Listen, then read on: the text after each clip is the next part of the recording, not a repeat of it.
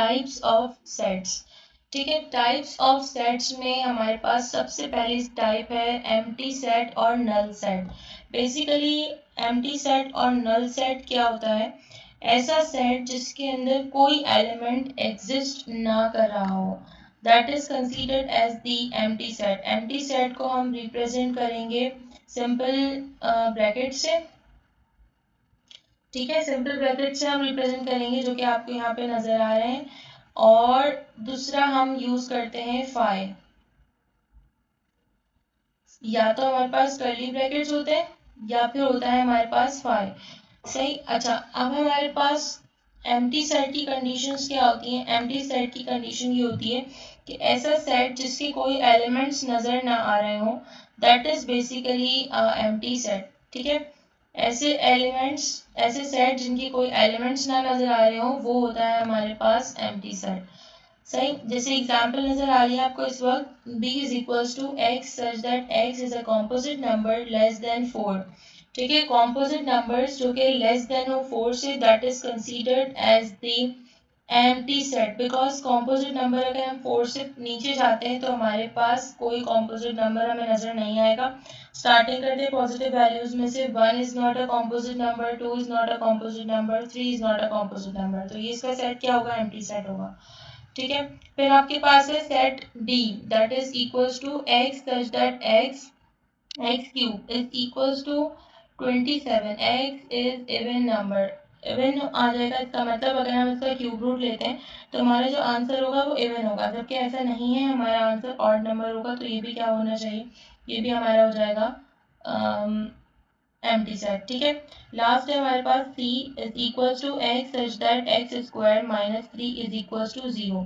So x is the rational number. जब हम इसको सॉल्व करेंगे तो हमारे पास जो है वो रेशनल नंबर आना चाहिए, जबकि अगर हम इसको सॉल्व करेंगे तो हमारे पास आ जाएगा √3, और √3 is not a rational number. तो ये भी सेट कौन सा हो जाएगा? ये भी आपके पास कहलाएगा एम्प्टी सेट। ठीक है, then we have a next type, that is finite set. Finite set means a set having limited numbers of elements is called a finite set.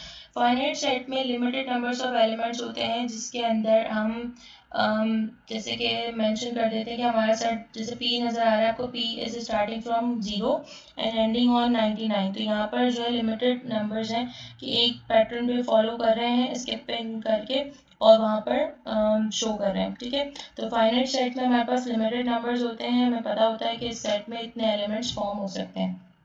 Next है इनफाइनाइट। ऑब्वियस सी बात है, फाइनाइट में जब हमने limited numbers देखे तो infinite में हमारे पास अनलिमिटेड नंबर ऑफ एलिमेंट्स होंगे।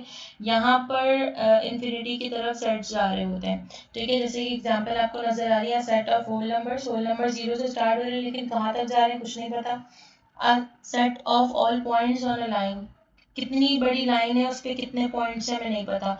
The set of all integers, integers के भी कहाँ तक, इन्फिनिटी तक जा रहे हैं, इसलिए हमें उसकी एंडिंग पॉइंट नहीं पता। ठीक है, टाइप्स ऑफ सेट्स के बाद आपके पास आता है subset. Subset is a set that contains some or all elements of another set.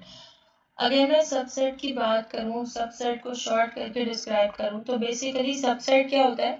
Subset is the part of another set.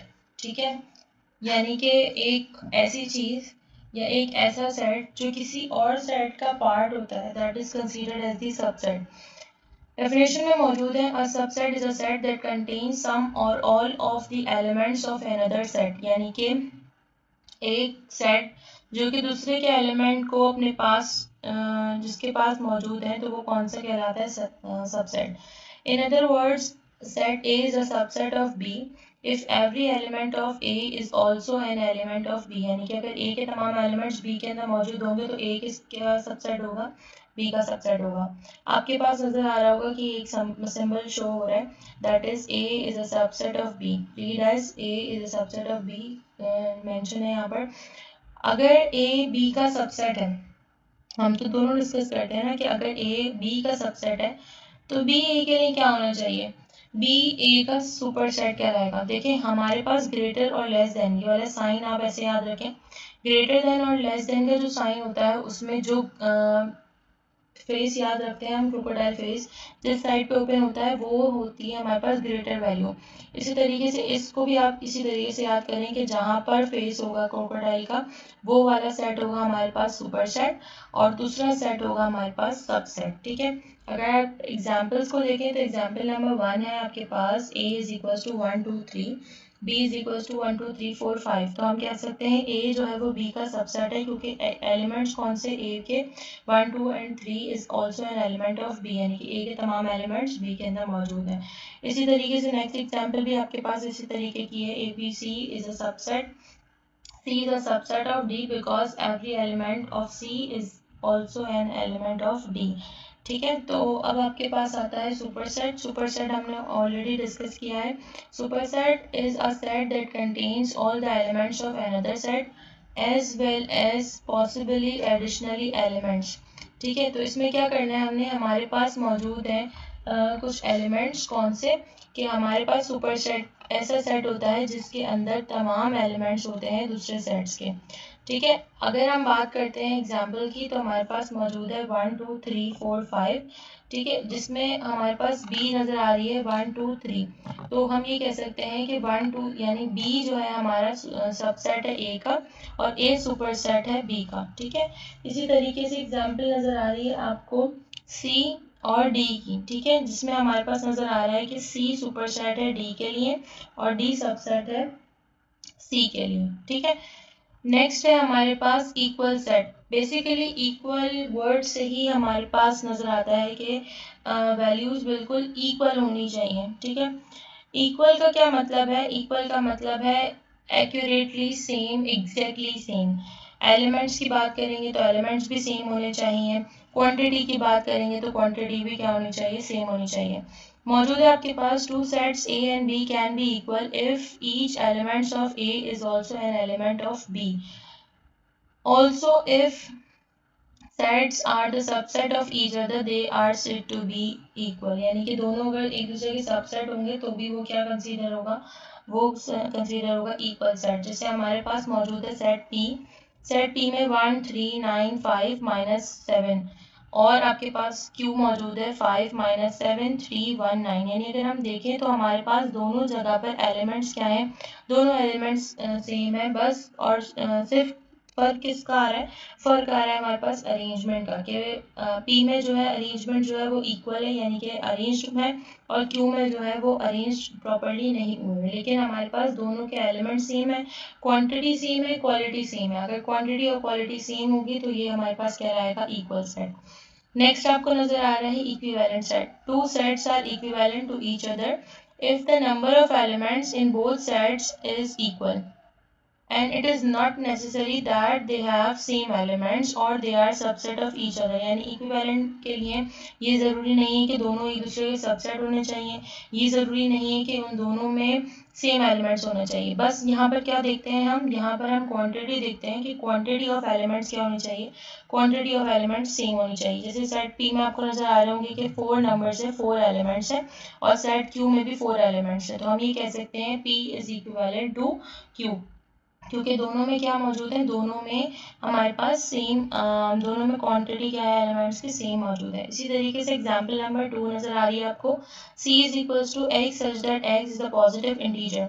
Positive integers की बात कर रहे हैं हम, तो यहाँ पर हमारे पास सेट d में नजर आ रहा है is are natural numbers. Natural numbers की बात करें हम, तो अगर हम दोनों की बात करते हैं तो दोनों पॉजिटिव नंबर्स हैं और दोनों इन्फिनिटी पर जा रहे हैं, इसका मतलब क्वांटिटी हमारे पास सेम आ रही है। ठीक है, नेक्स्ट आते हैं आपके पास टाइप्स ऑफ सबसेट। सबसेट की दो टाइप्स मौजूद हैं, एक है प्रॉपर सबसेट और दूसरा है इम्प्रॉपर सबसेट।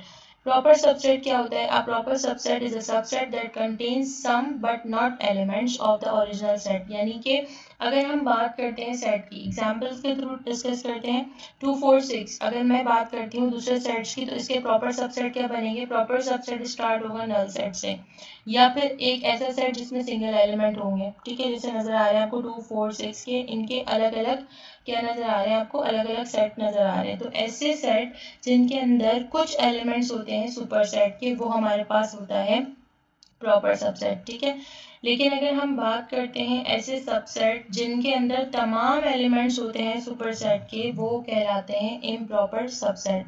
जैसे आपके पास डेफिनेशन है, a subset which contain all the elements of the original set is called improper subset, it is denoted by this. ठीक है, तो ये आपके पास सिंबल शो हो रहा है कि ऑलरेडी हम इसको डिस्कस कर चुके हैं। ठीक है, तो हमारे पास सेट ए में 2 4 6 है और सेट दूसरा जो इसका शो हो रहा है सबसेट, उसके अंदर भी 2 4 6 है, तो ये हमारा कहलाएगा प्रॉपर सबसेट। और हम जब प्रॉपर और इम्प्रॉपर सबसेट्स को कंबाइन करते हैं, यानी कि combination of proper and improper subset is considered as the power set.